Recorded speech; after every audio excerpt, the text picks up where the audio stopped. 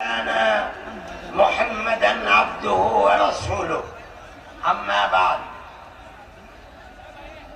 صدر محترم عزیزم محمود اسعد سلمہ،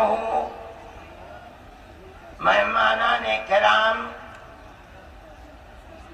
دوسرے دھرم سے تعلق رکھنے والے بنیادی حضرات، مسلمان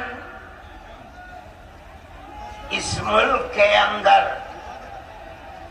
ہم اور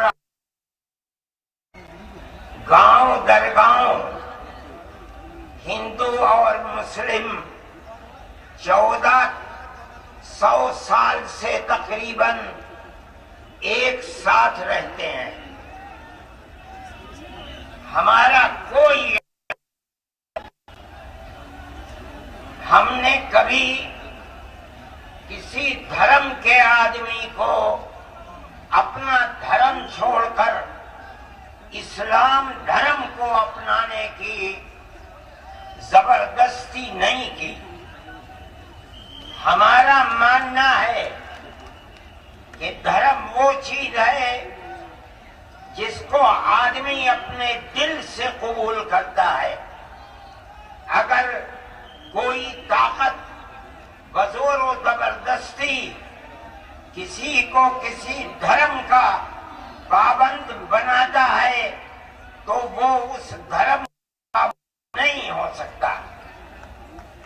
آپ دیکھیے، کمیونزم آیا، بخارا، سمرقند، تاشقند، ازبکستان، تاجکستان، پورے روس کے اندر، قزاقستان، قرغیزستان، آذربائیجان، یہ وہ ملک ہیں جو ملک خالص اسلامی ملک تھے، مگر کمیونزم نے اپنی طاقت کے بلبوتے پر مسجدوں کو توڑ دیا، نمائش گاہ بنا دیا، اور 80-90 سال میں یہ لگنے لگا کہ اسلام کا جنازہ نکل گیا۔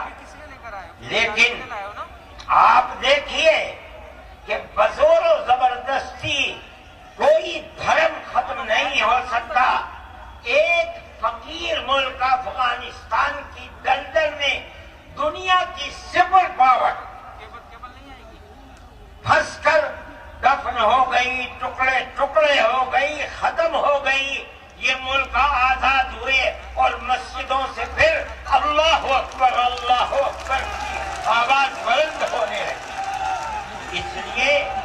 اس لیے کہ انہوں نے یہ سمجھا تھا کہ زبردستی اسلام کو تباہ کر کے، ختم کر کے، مسجدوں کو توڑ کر ملک ختم ہو جائے گا، اسلام ختم ہو جائے گا۔ ایسا نہیں ہے۔ کوئی بھی مذہب قبول کرنا انسان کے یہ اپنے دل کی بات ہے۔